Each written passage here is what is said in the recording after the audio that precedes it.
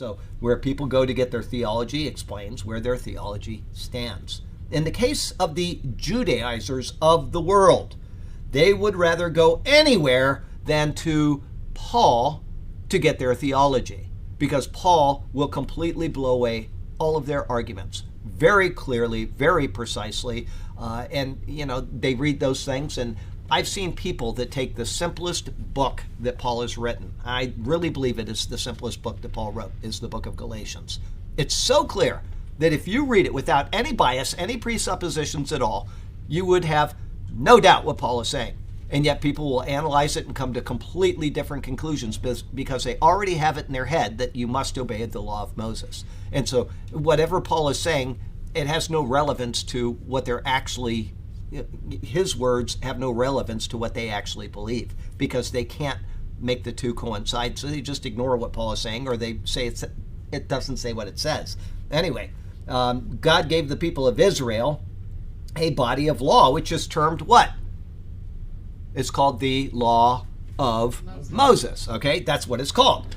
It was, or you could say, if you're a Judaizer, Hebrew roots person, you're going to call it the Torah. Okay, as it has a special meaning. Torah means, what does Torah mean?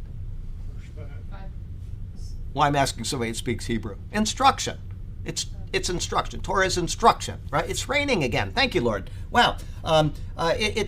Torah essentially means instruction. It is the law of Moses, and Torah can mean law, okay? A lot of people will translate it as law, but it is a body that gives you instruction on a particular matter. In this case, it is the Torah of Moses. Okay, so it was written down for the people, and it was maintained for their instruction and their life practice. It is what is known to us now as the Old Covenant. There's a difference between a testament and a covenant. The covenant was cut. The testament is what tells about the things that happened. That's why the New Testament does not specifically start with the New Covenant. It begins in the Old Covenant. Okay, so a testament and a covenant, you want to make sure that you separate the two. A covenant is something that is an agreement between a couple of parties or whatever, whoever it is.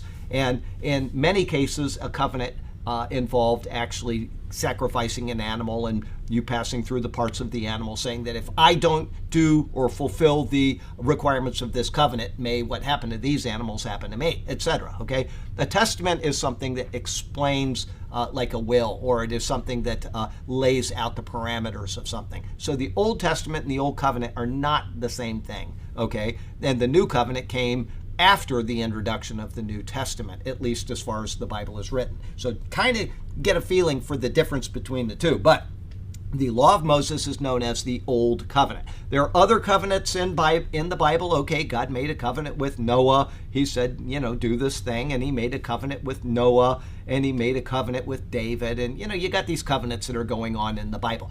In the coming of the Messiah, a new covenant was promised. Old Covenant, New Covenant. The New Covenant is promised in the Old Testament, right? Jeremiah 31:31. So you can see that a testament is different than a covenant. I'm telling you this so that you understand what's going on, okay? In the coming of the Messiah, a new covenant was promised. That is found, here it is, found in Jeremiah 31:31. With the introduction of the new covenant, the old is annulled. Hebrews 7:18. It was made obsolete. Hebrews 8:14. It was taken away. Hebrews 10:10. It is annulled. It is obsolete. It is taken away. In Ephesians 2, I believe it says it begins with A and ends with abolished. Anybody? Abolished, okay?